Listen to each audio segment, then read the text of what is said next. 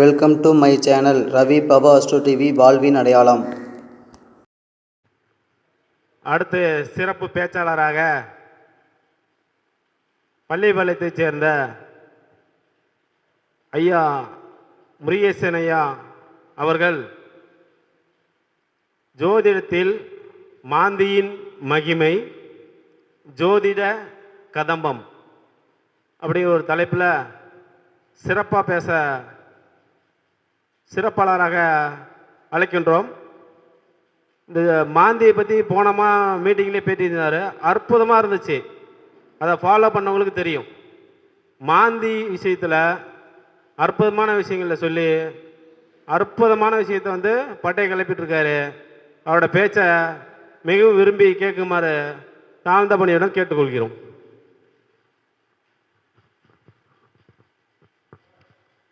முதல் கடவுளான விநாயகப் பெருமானை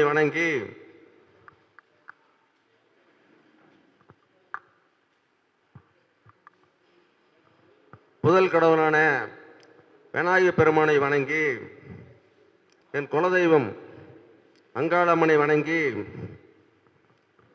என்னுடைய குருநாதர் பழனி முருகப்பனை பாதந்தொட்டு வணங்கி இந்த சங்கத்தின் உரிமையாளர் தலைவர் சிவகுமாருக்கு நன்றி தெரிவித்து, இந்த சங்க பொறுப்பாளர்கள் சங்க நிர்வாகத்தில் இருக்கும் அனைத்து நண்பர்களுக்கும் நன்றி தெரிவித்து, வீடியோ எடுக்கும் நண்பருக்கு நன்றி தெரிவித்து, இதை பார்த்து கொண்டிருக்கும் இங்கே அமர்ந்திருக்கும் பெரும்பாலான சோசியர்களுக்கு நன்றி தெரிவித்து, சிறியோர்களை வாழ்த்தி பெரியோர்களை வணங்கி இந்த வீடியோ பார்க்கும் அனைத்து தமிழ் மக்களுக்கும் நன்றி தெரிவித்து, வெளிநாட்டில் வாசிக்கும் தமிழ் மக்களுக்கும் நன்றி தெரிவித்து,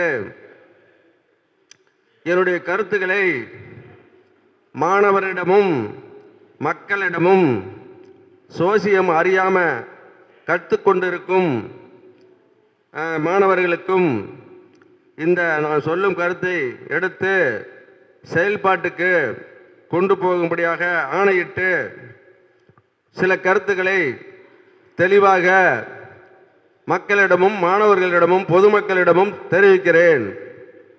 ஒரு சாதகத்தில் இந்த மாந்தி, அதாவது இந்த மாந்தியை பற்றி நிறைய விழிப்புணர்வு இல்லாமல் இருக்கு.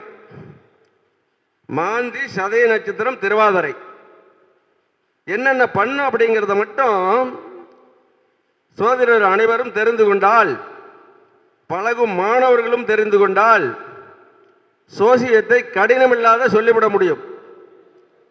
சோசியம் சொல்லும் போது தவறு இருக்காது.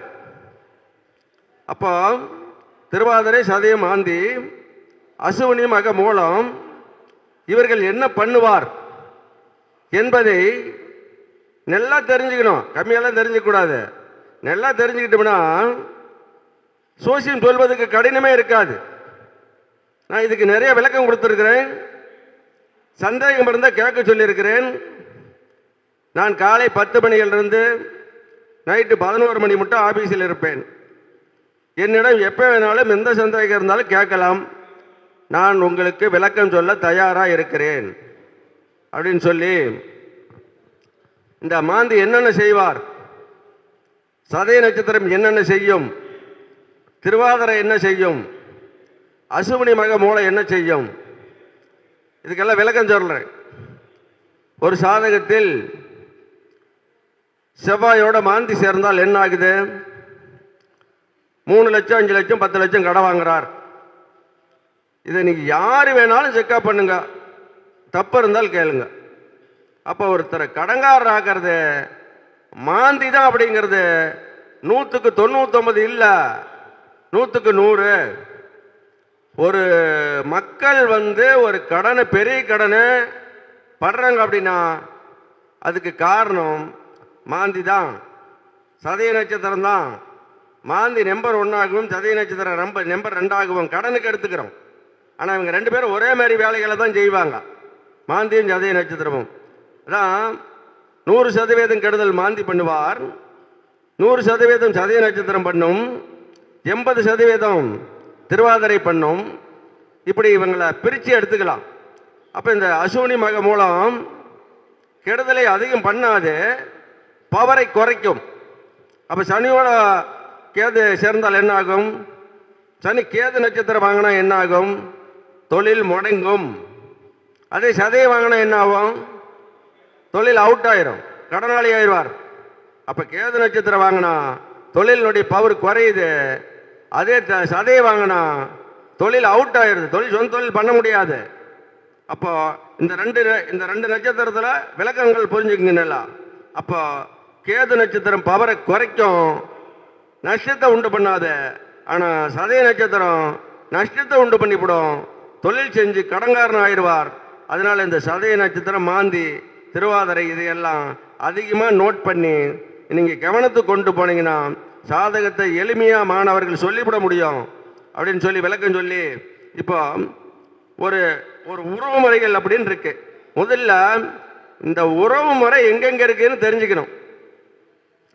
மேசல் இருந்து 2ஆம் இடம் எடுத்துக்கிட்டீங்கன்னா முதல் பெரியம்மாவுக்கு வரும். 12ஆம் இடம் எடுத்துக்கிட்டா 2வது பெரியம்மாவுக்கு வரும். 10ஆம் இடம் எடுத்துக்கிட்டா 3வது பெரியம்மாவுக்கு வரும். அப்போ இந்த 3 பெரியம்மானுடைய உறவு எங்க இருக்குது அப்படிங்கிறத நாம் தெரிஞ்சால்தான் அந்த உறவுக்கு பலன் சொல்ல முடியும். சரி, இப்போ பெரியம்மா வகைக்கு விளக்கம் சொன்னேன். சரி, பெரியப்பா அப்படின்னா எப்படி எடுக்கிறது தெரியணுமில்ல. இப்போ புதுசாக இருக்கிற மாணவர்களெல்லாம் தெரியாது, அதை தெரியப்படுத்துகிறோம். முதல்ல உறவு எங்கே இருக்குன்னு தெரிஞ்சால்தான் அதுக்கு அவங்களுக்கு விளக்கம் சொல்ல முடியும். அப்போ முதல் பெரியப்பா அப்படின்னா 7ஆம் இடம், 2வது பெரியப்பா அப்படின்னா 5ஆம் இடம், 3வது பெரியப்பா அப்படின்னா 3ஆம் இடம். அப்போ இந்த பெரியம்மாவுக்கு ஒரு விளக்கம் சொன்னேன், அப்பா கூட பிறந்த உடன்பிறப்பு மூத்தவர்களுக்கு ஒரு விளக்கம் சொன்னேன். அதே அப்பா கூட பிறந்த இளையவர் அப்படின்னா முதல் தம்பி, முதல் சித்தப்பா அப்படின்னா 11ஆம் இடத்தை எடுத்துக்கணும். 2வது சித்தப்பானா லக்கணத்தை எடுத்துக்கணும். 3வது சித்தப்பானா 3ஆம் இடத்தை எடுத்துக்கணும். இப்போ அப்பா வகையில் மூத்தவர்களை சொன்னேன், இளையவர்கள் சொன்னேன். அம்மா வகையில் மூத்தவர்களை மட்டும் சொன்னேன், இளையவர்களை சொல்லலை. இளையவர்கள் எப்படி அப்படி என்று பார்த்தா, அம்மாளுக்கு இளையவர்கள் வந்து முதல் தம்பி அப்படின்னா 6ஆம் இடம், 2வது தம்பினா 8ஆம் இடம், 3வது சகோதரனா 10ஆம் இடம்.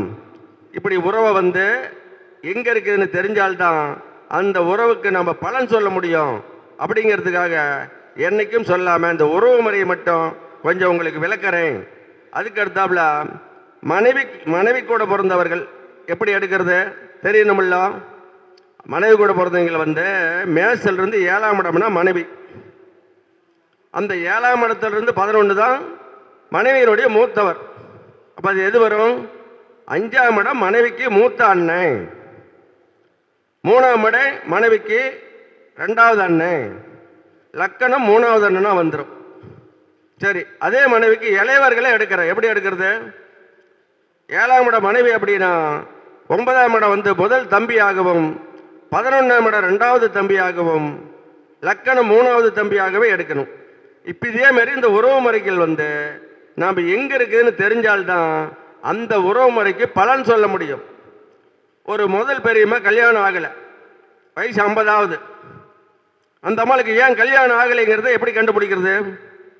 கல்யாணம் ஆகிறதுக்கான காரணம் தெரியணும்ல. முதல் பெரியம்மான்னா 2ஆம் இடம், அந்த அம்மாளுக்கு வயசு 50, கல்யாணம் ஆகலை. அப்போ அதுக்கு என்ன காரணம்? 2ஆம் இடம் பெரியம்மான்னா அதுக்கு பக்கத்து வீடு குடும்பம். அப்போ 3ஆம் இடம் அந்த பெரியம்மாவுக்கு குடும்பம்.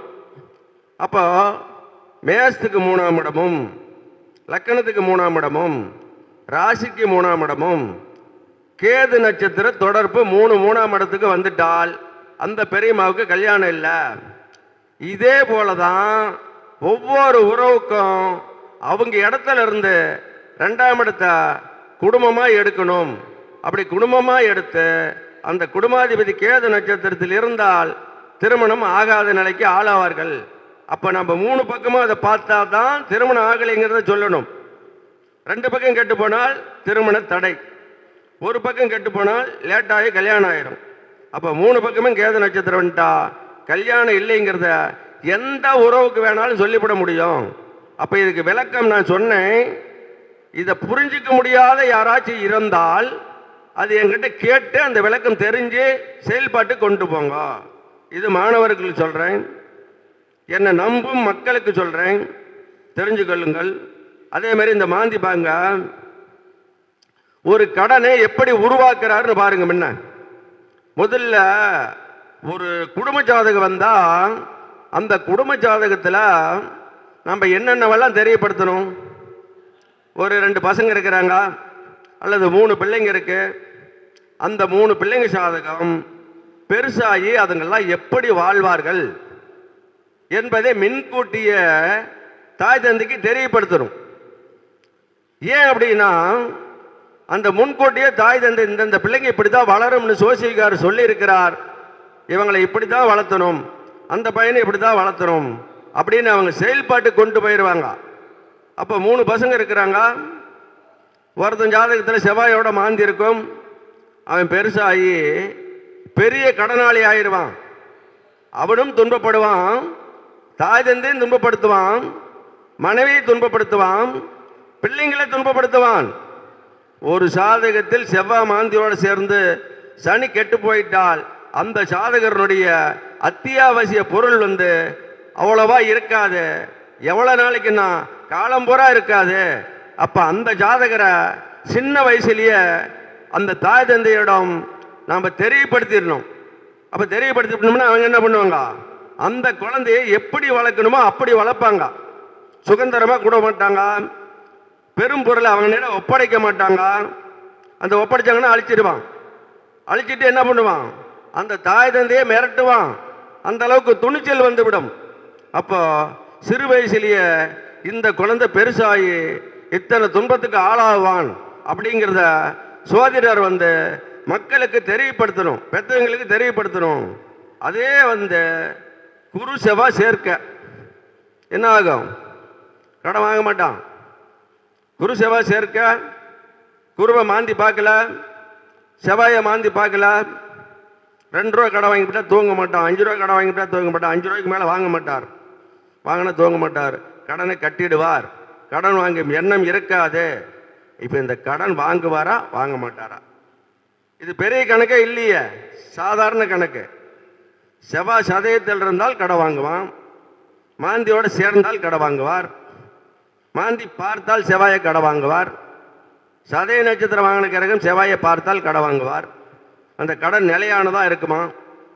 சரி, இதேமாரி ஒரு ஆண் சாதகத்தில் இருந்து பெண் சாதகத்தில் இப்படியே சேர்த்தனோம்னா அந்த பெண் சாதகத்தில் அப்படியே இருக்குது, செவ்வாய் சதயத்தில் இருக்குது, அல்ல மாந்தியோடு இருக்குது, சனி கெட்டு விட்டார். அந்த குடும்பம் என்ன ஆகும்? இதை தான் பொருத்தம் போடும்போது கவனிக்கணும். செவ்வாய் மாந்தியோடு இருக்கிறது, சனி கெட்டு போனது, 2 ஜாதகத்தில் இப்படி இருந்து பொருத்தம் போட்டோம்னா அந்த குடும்பம் நசுங்காது, நல்லா நசுங்கும். இதை பொருத்தம் போடும்போது கவனித்து ஒரு ஜாதகத்தில் சரியில்லை என்றால் ஒரு ஜாதகத்தில் நல்லா இருக்கிறதார் சேர்த்தணும். எதுவுமே தேவையில்லை. செவ்வாய் சனி கெட்டு போயிட்டார், இன்னொரு ஜாதகத்தில் செவ்வாய் சனி கெடாத சேர்த்த அந்த குடும்பம் பொழைச்சிக்கும். அதை நோட் பண்ண பொருத்தம் பார்க்குற போது அதுதான் நமக்கு வேலை. மக்களுக்கு நல்லது செய்யும் நிலையில் நாம் சோசியக்காரர் இருக்கணும். அப்படின்னா அதுக்கோசரம் கொஞ்சம் சிரமப்பட்டு நாம் ஆராய்ஞ்சு மக்களுக்கு தெரியப்படுத்தணும். அப்படிங்கிறது தான் நான் உங்களுக்கு மாணவருக்கு சொல்லக்கூடிய அறிவுரை. அப்படிங்கிறத புரிஞ்சுக்குங்க. அது மட்டும் இல்லை, ஒரு சாதகத்தில் பொருத்தம் போடும்போது என்னென்ன தேவை அப்படிங்கிறதெல்லாம் இருக்குது. ஒரு ஜாதகத்தில் சொந்த வீடு இல்லையா, இன்னொரு ஜாதகத்தில் இருக்கணும். ஒரு ஜாதகத்தில் தங்கம் தங்காதா, இன்னொரு ஜாதகத்தில் தங்கம் தங்குற மாதிரி போடணும். ஒரு ஜாதகத்தில் எப்பயுமே சொந்த தொழில் பண்ண முடியாதா, இன்னொரு ஜாதகத்தில் சொந்த தொழில் பண்ணுற மாதிரி அந்த பொருத்தம் போடணும். இப்படி பொருத்தம் போடும்போது 8 நிபந்தனைகள் இருக்கு. அந்த 8ஐயும் பார்த்துட்டு அப்புறமா தான் பொருத்தத்துக்கு போகணும். வந்த உடனே பொருத்தம் போடுறது அது தவறல்ல, சரியான தவறு. பொருத்தம் போடுறதுக்கு ஒரு ஜாதகம் பார்க்கறதுக்கு எவ்வளோ நேரம் ஆகுமோ அவ்வளோ நேரம் எடுத்துக்கணும். அப்படி எடுத்துக்கிறோம்னா அந்த குடும்பத்தினுடைய நிலை தடுமாறாத வண்டி ஓடும். அப்படிங்கிறத நீங்கள் பொருத்தம் போடும்போது அது கவனமாக இருக்கணும்னு சொல்லி சோசியர் பழகும் சோசியருக்கும் பழகி கொண்டு இருக்கும் சோசியருக்கும் மாணவருக்கும் தெரியப்படுத்துகிறேன். அதுபோல் ஒரு குடும்ப ஜாதகத்தை நான் ஆன்லைனில் சோசியம் பார்க்குறேன். தமிழ்நாட்டிலேருந்து வெளிநாட்டிலேருந்து எல்லாம் அனுப்புகிறாங்க. அப்போ நீங்கள் ஒரு குடும்ப சோசியத்தை என்னிடம் அனுப்பி இளமையிலேயே எந்தெந்த பிள்ளைங்க எப்படி வாழும், எப்படி பிழைக்கும், எப்படி இருப்பாங்க, குடும்பத்தின் நிலை என்ன, குடும்ப தலைவர் சொந்த தொழில் பண்ணலாமா பண்ணக்கூடாதா, எத்தனை நிகழ்வோ நீங்கள் தெரிஞ்சு அதுக்கேற்ற மாதிரி செயல்படலாம். கல்யாண தடை வரும், அதாவது ஒரு சின்ன வயசுலேயே கல்யாண தடை வர்றதுக்கான காரணத்தை தெரிஞ்சு அதுக்கான நடவடிக்கை எடுக்கணும். ஒரு ஜாதகத்தில் மேசத்துக்கு 2 கேது நட்சத்திரம் சுக்கிரன் வாங்கியிருக்கார், லக்கணத்துக்கு 2 கூடையவர் கேது நட்சத்திரம். அந்த ஜாதகத்துக்கு 30க்கு மேலே கல்யாணம் பண்ணுன்னு சொன்னால் தப்பு. 22 ஜாதகம் வெளியே போயிடணும், அப்போ தான் அது கல்யாணம் ஆகும். 30க்கு மேலே பண்ணால் மறுபடியும் 8 வருஷம் ஆகும். அந்த மாதிரி இருக்கிற ஜாதகம். சரி, கல்யாணம் உடனடியாக ஆகும். ஒரு 27க்குள்ளே ஆகிறதுக்கு குருவும் சுக்கரனும் கிடவில்லை, லக்கணத்துக்கு 2ஆம் இடம் கிடவில்லை, 27 வயசில் கல்யாணம் ஆயிரும். இப்படி இந்த திருமணத்துக்கெல்லாம் நாம் நீங்கள் பார்த்து தெரிஞ்சுக்கணும். ஒரு இளமையிலேயே சாதகத்தை என்னிடம் அனுப்பி தமிழ்நாட்டு மக்களுக்கு முடிஞ்ச அளவுக்கு சொல்கிறேன், ஒரு சொந்த தொழில் பண்ணும்போது சோசியக்காரரை அணுகாத பண்ணாதீங்க. சோசியக்காரர் அறகுறையாக தெரிஞ்சாலும் உங்களுக்கு நல்ல வழிகாட்டுவார். சோசியம் கம்மியாக தான் படிச்சிருக்கார் அவர், ஆனால் வழிகாட்டுவார். அது இல்லாமல் சாமர்த்தியமாக நாம் எப்படி தொழில் செஞ்சு ஒரு நல்ல நிலைக்கு வந்துடும்னு சாமர்த்தியமாக கடன் வாங்கி நீங்கள் தொழில் செஞ்சீங்கன்னா அதில் பெருங்கடனை உருவாக்கும். அந்த கடனை நீ பண்ணும் கடன் மனைவிக்கு பாதிக்கும், பிள்ளைங்களுக்கு பாதிக்கும், பேர பிள்ளைங்களுக்கு பாதிக்கும். கொஞ்சம் யோசிக்காமல் நீங்கள் செஞ்சீங்கன்னா, குடும்ப தலைவருக்கு சொல்கிறேன், குடும்ப தலைவர் யாராக இருந்தாலும் நான் சொல்வதை தவறாக எடுத்துக்கொள்ளாதீர்கள். குடும்பம் வீண் போகாது இருக்கிறதுக்கான வழிகள் தான் நான் சொல்லுகிறேன். அதனால் இதை எடுத்துக்கங்க. ஒரு சொந்த தொழில் பண்ணும்போது உள்ளூரில் இருக்கிற சோசியக்காரர சொந்த தொழில் பண்ணலாமா வேணாமா நல்லா பார்த்து சொல்லுங்கன்னு சொல்லுங்க, கேளுங்க. பண்ணலாமான்னு கேட்டால் கூட அசால்ட்டாக இருப்பார். கொஞ்சம் நல்லா பார்த்து சொல்லப்பா அப்படின்னு சொன்னீங்கன்னா கூர்ந்து கவனித்து செய்யப்பா செய்ய வேணான்னு சொல்லிவிடுவார். அதை நீங்கள் அவங்க சொன்னபடி செஞ்சீங்கன்னா அந்த கடனிலிருந்து மீளலாம். அப்படி இல்லை என்றால் பெரிய கடனை எல்லாத்துக்கும் தலைசுமை ஆயிரும், குடும்பத்துக்கு தலைசுமை ஆயிருமா. ஒரு குடும்ப தலைவர் பெரிய கடனை உருவாக்கிட்டா அது அவருக்கு மட்டுமா துன்பம், அந்த குடும்பத்துக்கே துன்பம். இதை யோசிக்கணும். அதனால தான் சொல்கிறேன், ஒரு குடும்ப தலைவர் சொந்தமாக தொழில் பண்ணானா வேணான்னு சொல்லல, சோசியக்காரரை கேட்டு நல்லது கெட்டது தெரிஞ்சு நீங்கள் செஞ்சீங்கன்னா நல்லது. நான் எப்பயுமே தமிழ்நாட்டு மக்களுக்கு விழிப்புணர்வை கொடுக்க தயாராக இருக்கிறேன். என்னிடம் அனுப்பி கேளுங்க, உள்ளூரில் இருக்கிற சோசியக்காரர் அன்னைக்கு கேளுங்க. கேட்காம நீங்கள் சொந்த தொழிலுக்கு ஈடுபட்டு போயிடாதுங்க. பெரும்பாலும் இது ரொம்ப முக்கியமான சமாச்சாரம். இது மாதிரி நிறைய பேர் நட்டப்பட்டு என்கிட்ட வர்றாங்க, கடனை பண்ணிக்கிட்டு வர்றாங்க. அதெல்லாம் இருக்கக்கூடாதுங்கிறதுக்காக தான் நான் விழிப்புணர்வு ஏற்படுத்துகிறேன் அப்படின்னு சொல்லி தமிழ்நாட்டு மக்களுக்கு அனைவருக்கும் சொல்லியிருக்கிறேன். இதை கொஞ்சம் எடுத்துக்குங்க. அது இல்லாமல் இந்த மாந்தி எப்படி கடன் பண்ணுறாருன்னு பாருங்க. ஒரு சாதகத்தில் சனி சதயத்தில் இருப்பார், செவ்வாய் மாந்தியோடு இருப்பார், அல்லது செவ்வாய் மாந்தியோடு இருப்பார், சனி சதயத்தில் இருப்பார். என்ன ஆகும்? இந்த மாந்தி கடனை போய் கேட்க சொல்லி சாதகருக்கு ஆணையிடுவார். நம்ப முடியுமா? மாந்தி போய் ஒருத்தரை கடன் கேட்க சொல்லி ஆணையிடுவாராம். மூளையில் போய் ஆணையிடுவார். இங்கிருந்து போய் கடன் கேட்குற இடத்துல கடன் கொடுன்னு சொல்லி கடன் கொடுக்கிறவனுக்கு ஆணையிடுவார். நம்ப முடியுமா? 100க்கு 100 உண்மை. கடன் கொடுக்க சொல்லுவார், இவனை போய் கடன் வாங்குன்னு சொல்லுவார், இவனை கடன்காரனாக்கி உட்கார வச்சிருவார். இது மாந்தியினுடைய சரியான மகிமை. மாந்தியை பற்றி நல்லா தெரிஞ்சுக்குங்க. இவ்வளோ வேலை செய்வார். நகை திருட்டு போகும், காணாத போக. இதெல்லாம் என்ன காரணம்? ஒருத்தரை விட்டு நகையை எடுத்துட்டு வர சொல்லுவார். அந்த நகை இருக்கிற வீட்டில் அவங்க யாரும் இல்லாமல் சூழ்நிலை உருவாகும். அவங்க பஜாரில் வச்சுருப்பாங்க, கண்ணுக்கு தெரிகிற மாதிரி அந்த நகையை வச்சுருப்பாங்க. அந்த எதிர்பாராத விதமாக வீட்டுக்கு ஒருத்தர் வருவார், நண்பர் தெரிஞ்சவங்க வருவாங்க. அந்த வீட்டில் பேர் விட்டு கூப்பிட்டுக்கிட்டே வருவாங்க. வீட்டில் ஒருத்தர் இருக்க மாட்டாங்க. இந்த அம்மா வெளியில் போயிருக்கோம், அந்த நகை ஒரு பார்வையில் இருக்கும், நகையை இந்த அம்மா எடுத்துகிட்டு வந்துடும். வீட்டுக்கு பார்க்கறதுக்கு வந்தவங்க எடுத்துகிட்டு போயிடுவாங்க. அப்போ இந்த மாதிரி வேலையெல்லாம் மாந்தி செய்வார். அதான் மாந்தியின் மாயாஜாலங்கள் அப்படின்னு சொல்லி ஒரு விளக்கம் சொன்னேன். ஒரு குழந்தை 8ஆம் இடம் சதய நட்சத்திரத்தில் இருக்குது. ஒரு குழந்தைக்கு சரியில்லாத புத்தி வருது. அந்த குழந்தைக்கு ஒரு 3 வயசு இருக்கலாம், இல்லை 4 வயசு இருக்கலாம். அந்த குழந்தை என்ன பண்ணும்? சுடு தண்ணி இறக்கி வச்சுருப்பாங்க, அல்லது கிளம்பு இறக்கி வச்சுருப்பாங்க. அந்த இடத்துல இந்த மாந்தி என்ன பண்ணுவார்? ஒரு பொம்மையாக உருவெடுத்து அந்த குழந்தைக்கு அழகு பொம்மை மாதிரி காட்சி அளிப்பார். இந்த குழந்தை அதை பிடிக்கிறதுக்கு போய் கையை விட்டு கமுத்தி மேலே ஊற்றிக்கும். இந்த மாதிரிலாம் செய்வார். அதனால தான் மாந்தி கொடூர பவர் படித்தவர்.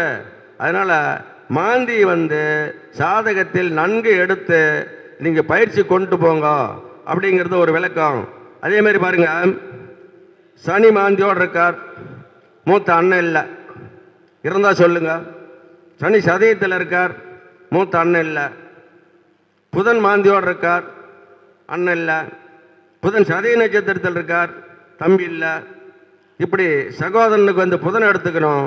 புதன் மாந்தியோடு இருந்தால் இளையவர்கள் இல்லை, சனி மாந்தியோடு இருந்தால் மூத்தவர்கள் இல்லை. அப்போ இந்த மாந்தி அத்தனை துன்பத்தை உருவாக்குறார் அப்படின்னு சொல்லி. அதே மாதிரி ஒரு கணவன் மணி பிரிஞ்சு போகிறதுக்கெல்லாம் காரணம் இந்த மாந்தியை. ஒரு கல்யாணம் பண்ணும்போது நாம் பொருத்தம் போடும்போது கவனமாக இருக்கணும். கவனமாக இருந்தால் பத்தாது அப்படிங்கிறத விளக்கம் சொல்லி. அதே மாதிரி இந்த குழந்தை நான் ஏற்கனவே சொன்னேன், சூரியன் நல்லா இருந்தால்தான் குழந்தை வலிமையாக பிறக்கும். முதல்ல குழந்தைக்கு குருவை எடுக்காதீங்க. சூரியன் சுக்கிரன் கெடல குழந்தை கிடைக்கும். நாம் புத்தருக்கான குரு நல்லா இருந்தால் குழந்தை கிடைக்கிறது தவறான கருத்து. சூரியன் தான் மெயின் சுவிட்சு. சூரியன் கெடலினா அவங்களுக்கு கண்டிப்பாக குழந்தை கிடைக்கும் அப்படிங்கிறத. கெடலிங்கிறதுக்கு நான் தான் சொல்லியிருக்கிறேன் ஏற்கனவே. அசுவினி மக மூலம், திருவாதிரை சதய மாந்தி, இவ்வளோதான். இவங்க தொட்டால் கெடும், தொழிலினா கெடாது. சாதகமே இவ்வளோதான். இதை எடுத்து நீங்கள் பேசுனீங்கன்னா சாதகத்தை கடினம் இல்லாத பேசலாம். அப்போ சூரியன் சதயத்தில் இருக்கு, சுக்கிரன் கேது நட்சத்திரத்தில் இருக்கார், குரு நீச்சம் ஆயிட்டார், குழந்தை இல்லை. இந்த 3 பேர் கெட்டு போயிட்டா குழந்தை இல்லை. இந்த குழந்தை பாக்கியத்துக்கு சிறீ தீர்க்கம் மகேந்திரம் இருந்தால் குழந்தை கிடைச்சிரும் அப்படின்னு நினைக்கிறது தவறான கருத்து.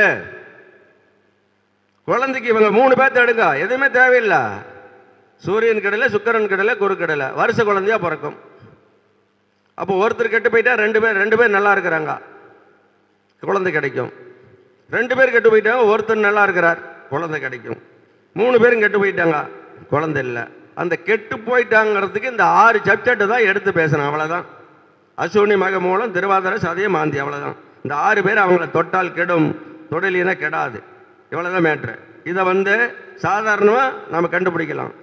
ஒருத்தருக்கு 300 பவுன் போட்டு கல்யாணம் பண்ணுறாங்க, 20 வருஷமாக குழந்தை இல்லை. இன்னொருத்தருக்கு 22 வருஷமாக குழந்தை இல்லை. இது மாதிரி நிறையா வருது. பொருத்தம் போட்டு தான் கல்யாணம் பண்ணுறாங்க, பொருத்தம் பார்த்து தான் பண்ணுறாங்க. ஏன் குழந்தை இல்லாத போகுது? சுவாதிடர் கவனக்குறைவாக இருக்கிறது காரணம். அவங்களோட விதி ஒரு பக்கம் இருந்துட்டு போகுது. விதி விடு, நான் தான் சொல்கிறேன், இப்படி பாருங்க, கண்டிப்பாக குழந்தை கிடைக்கணும். இதை எடுத்துக்கும் கையில். விதி அப்படின்னா விதி, அவங்க விதியாக குழந்தை கிடைக்கல, இப்படி ஒன்று இருக்கு, அது வேணாம். நீங்கள் குழந்தை பாக்கியம் இருக்குதா இல்லையாங்கிறத சூரியனையும் சுக்கிரனையும் குருவை வச்சு பாருங்க, இவங்க நன்றாக இருக்கிறார்களான்னு பாருங்க. ஒரு ஆண் சாதகத்திலையும் ஒரு பெண் சாதகத்திலையும் இவங்க 3 பேரும் கெட்டு போயிட்டால் குழந்தை அவங்களுக்கு இல்லை. என்ன பண்ணாலும் கிடையாது. 1 கோடி ரூபா செலவு பண்ணாலும் குழந்தை பிறக்காது. ஏன் இந்த 3 பேர்த்த செக்அப் பண்ணக்கூடாதா? இந்த 3 பேர் செக்அப் பண்ணி இந்த 3 பேர் 2 ஜாதத்திலையும் கெட்டுருக்கிறாங்க, நீ ஏன் அதை பொருத்தம் போடுறீங்க? பொருத்தம் போடக்கூடாது. அந்த வீட்டுக்கு குழந்தை இல்லாத போகிறதுக்கு நீங்களே காரணமாக இருக்கிறீங்க. சோசியக்காரர் அப்படி இருக்கலாமா? சோசியக்காரர் மக்களுக்கு விழிப்புணர்வு கொடுக்கறதுக்கு தயாராக இருந்துக்கிட்டே இருக்கணும். நாம் சம்பாதிக்கணும், அது தப்பு இல்லை. அதே சமயத்தில் மக்கள் நம்மளால் துன்பப்படக்கூடாது, அந்த எண்ணத்தை நாம் கொஞ்சம் எடுத்துக்கணும் அப்படிங்கிறத ஒரு விளக்கம் சொல்கிறேன். இது படிக்கிற மாணவர்களுக்கும் சொல்கிறேன், படித்த வலிமை கம்மியான சோசியருக்கும் சொல்கிறேன், நீங்கள் எடுத்துக்குங்க. நாம் பெரிய லெவலில் இருக்கிறவங்களுக்கு நான் இது சொல்ல வரல, அவங்க இஷ்டப்படி செஞ்சுட்டு போகிறாங்க. நம்ம பிடிச்ச கருத்தை எடுத்துக்கணும், பிடிக்கலைன்னா கீழே போட்டுவிட்டா நான் அதை சொல்ல வரல. படிக்கும் மாணவர்கள் இதை எடுத்து செயல்பாட்டு கொண்டு போங்க. நான் எந்த நிமிஷம் வேணாலும் உங்களுக்கு விளக்கம் சொல்ல தயாராக இருக்கிறேன்னு சொல்லி அனைத்து மாணவர்களுக்கும் நான் விளக்கம் சொல்கிறேன்.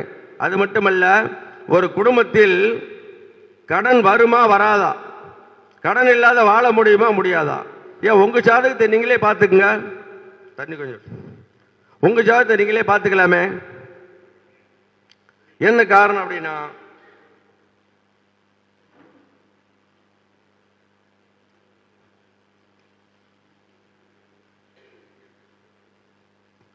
அதாவது நாம் சொல்லும் கருத்துக்கள் அனைத்து மக்களுக்கும் உபயோகப்படும் அந்த கருத்துக்கள் தான் நான் சொல்லிக்கிட்டு இருக்கிறேன்.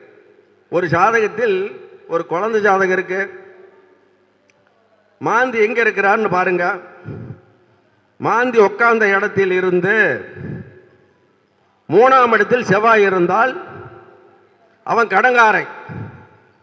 மாந்தி அமர்ந்த இடத்தில் இருந்து 7ஆம் இடத்தில் செவ்வாய் இருந்தால் அவர் கடங்காரன். மாந்தி இருக்கும் இடத்தில் இருந்து 10ஆம் இடத்தில் செவ்வாய் இருந்தால் அவர் கடங்காரர். எவ்வளவு கடை?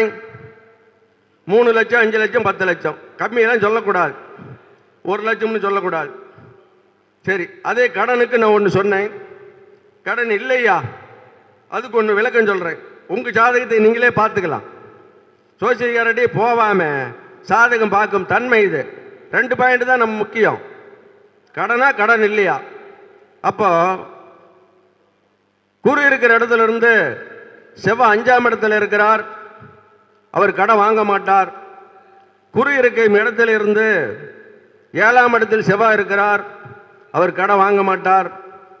குரு இருக்கும் இடத்துல இருந்து செவ்வாய் 9ஆம் இடத்தில் இருக்கிறார், அவர் கடன் வாங்க மாட்டார். கடன் வாங்க மாட்டாருங்கிறதுக்கு குரு செவ்வாய் தொடர்பு, கடனாளியவே வாழ்வாருங்கிறதுக்கு செவ்வாய் மாந்தி தொடர்பு. புரியுதா? இதனெல்லாம் நீங்கள் மக்கள் அவங்கவுங்க வீட்டில் அவங்கவுங்க ஜாதகத்தை அவங்கவுங்க பார்த்துக்கலாம். புரியுதா? அவங்கவுங்க ஜாதகத்தை பார்த்துக்கிறதுக்கு தான் இந்த விளக்கம் சொல்கிறேன். மாந்தி உட்காந்த இடத்த ஒன்றா வச்சுக்கோங்க, அதிலிருந்து எண்ணி பழவுங்க, தெரிஞ்சுக்கலாம். அதே மாதிரி என்னிடம் ஆன்லைனில் நான் சோசியம் தமிழ் மக்களுக்கு தெரிவிக்கிறது என்னவென்றால், நான் சாதகத்தை நல்லா கவனித்து ஒரு சாதகத்தை 1 மணி நேரம் டைம் எடுத்து ஒரு நாளைக்கு பூரா 8 ஜாதகம் மட்டும்தான் பார்ப்பேன். எத்தனை ஜாதகம் வந்தாலும் 8 ஜாதகத்துக்கு மேல் பார்க்கும் பழக்கம் இல்லை. காரணம் என்ன? அந்த 8 ஜாதகத்தை மக்களுக்கு உபயோகப்படும்படியாக பேசுகிறேன். அதனால தான் அவ்வளோ ஜாதகத்தை குறைச்சி மக்களுக்கு சொல்கிறேன்.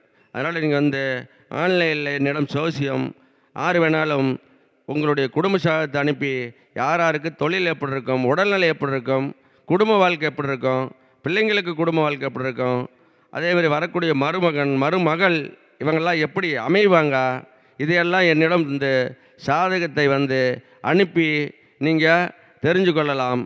அதேமாதிரி என்னுடைய ஃபோன் நம்பர், அதாவது நான் இருக்கும் இடம் ஈரோடு பள்ளிப்பாளையம் அக்கராகரம். என்னுடைய ஃபோன் நம்பர் 750 22 15 692.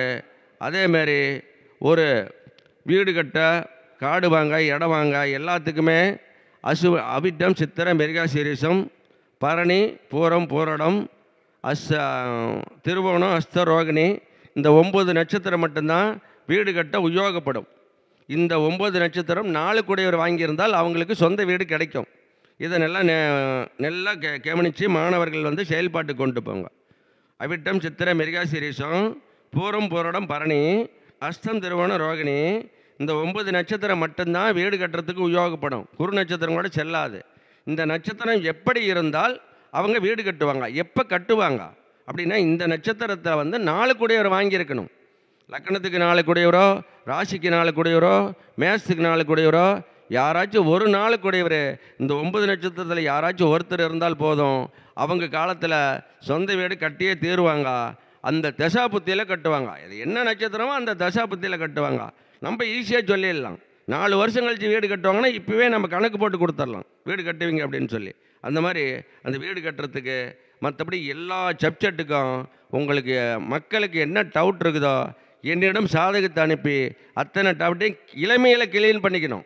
பிள்ளைங்கள்லாம் சிறுசாக இருக்கிற போதே அந்த சாதகத்தை அடுத்தடுத்து இந்த குடும்பம் என்ன நிலைக்கு வரும் அப்படிங்கிறத மக்கள் தெரிஞ்சுக்கணும் அப்படிங்கிறது தான் என்னுடைய ஆசை. அது நிறைய குடும்பம் பார்த்திங்கன்னா நசுங்கி போயிடுது. இப்போ நேற்று பாருங்க, நேற்று கூட சாதகம் பார்த்த ஒரு அம்மா வருது, என்ன சொல்லுது, கணவன் வந்து கல்யாணம் பண்ணி குடிகாரன், பிரிஞ்சு போய் 10 வருஷம் ஆகுது. அப்புறம் வேற ஒருத்தர் தடப்போக்கில் யாருக்கிட்டேயோ கடை வாங்கி 20 லட்ச ரூபா கடை வாங்கி ஒருத்தருக்கு துப்பு இல்லாமல் கொடுத்துருச்சு. அந்த கடை வசூல் ஆகலை. சரி, அந்த அம்மா ஏன் 20 லட்ச ரூபா வாங்கி கொடுத்துச்சு? அதுக்கு கிரக நிலை என்ன? மிதுன லக்னம், 8 சதய நட்சத்திரம். 8 சதய நட்சத்திரங்களும் மாந்தியோடு சேர்ந்தாலும் கடன் கொடுக்கக்கூடாதப்பா, கொடுத்தா வராது. அதனால தெரிஞ்சுங்க, மக்களுக்கு தான் சொல்கிறேன், பொதுமக்களுக்கு தான் சொல்கிறேன். 8 எந்த 8 வேணாலும் எடு, மேசத்துக்கு 8 எடு, லக்கணத்துக்கு 8 எடு, ராசிக்கு 8 எடு. சதய நட்சத்திரத்தில் 8 இருந்தாலும் மாந்தியோடு சேர்ந்தாலும் கடன் கொடுத்தால் வராது, பெரும் பொருள் காணாத போயிடும். இந்த மாதிரி நிறையா பிரச்சனை என்கிட்ட வருது. இந்த மாதிரி மக்கள் ஏமாறக்கூடாதுங்கிறதுக்கு தான் இளமையில் என்னிடம் கொடுத்து நீங்கள் சாதகத்தை தெரிந்து கொள்ளுங்கன்னு சொல்கிறேன். நான் தான் ஆன்லைனில் சாதகத்தை தெளிவாக பார்க்குறேன். ஒரு சாதகம் பார்க்க 1 மணி நேரம் எடுத்துக்கிறேன், கம்மியெல்லாம் எடுத்துக்க மாட்டேன். தெளிவாக சொல்கிறேன், லைஃப் லாங் என்னென்ன நடக்குங்கிறத விளக்குறேன். ஆனால் மக்கள் வந்து பொதுமக்கள் வந்து நீங்கள் வந்து என்னிடம் சாதகத்தை அனுப்பி நிறையா விஷயங்களை தெரிஞ்சு உங்கள் குடும்பம் வளர்ச்சி அடைய நீங்கள் வந்து உதவுமாறு கேட்டுக்கொள்கிறேன். அதே மாதிரி இதுபோல் மறுபடியும் நான் வந்து அடுத்த மீட்டிங்கில் மக்களுக்கு நிறையா தெரியப்படுத்துகிறேன். தமிழ்நாட்டில் உள்ள மக்களுக்கும் வெளிநாட்டில் உள்ள தமிழ் மக்களுக்கும் நான் சொல்லும் அறிவுரைகள் வந்து நிறையா சொல்லியிருக்கிறேன். நீங்கள் என்னிடம் சாதகத்தை கொடுத்து நிறைய விஷயங்களை தெரிஞ்சுக்குங்க அப்படிங்கிறத விளக்குறேன்.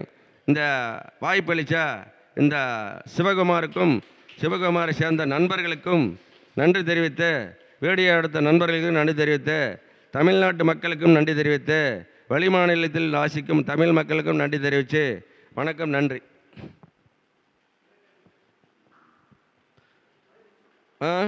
என்னுடைய ஃபோன் நம்பர் 750 22 15 692. இருக்குமிடம் ஈரோடு பள்ளிப்பாளையம் அக்ரஹாரம். நன்றி. ஜோதிட கதம்பம் என்ற தலைப்பிலும் முருகேசன் ஐயா சிறப்பாக பேசி மக்களுக்கு தேவையான கருத்துக்களையும் எந்த நட்சத்திரத்தில் கிரகம் இருந்தால் வீடு கட்டுவார்கள் என்ற விளக்கத்தையும் தெளிவாக நமக்கு கூறி, அடுத்த மாதம் இதைவிட சிறப்பான கருத்தை கொண்டு வந்து தருகிறேன் என்று சொல்லிவிட்டு நமது பேச்சாளரை உரையை முடித்து அவரை பாராட்டி நமது சங்கத்தின் காலை முதல் இரவு வரை இருந்து நம்மளை ஊக்குவித்து பார்த்து கொண்டிருக்கும், நடத்தி கொண்டிருக்கும் ராதாகிருஷ்ண ஐயா அவர்கள், திருநெல்வேலியிலிருந்து பாபநாசத்திலிருந்து வந்திருக்கும் ஐயா அண்ணாதுரை அவர்களும் பொன்னாடை போற்றி கௌரவப்படுத்துவார்கள்.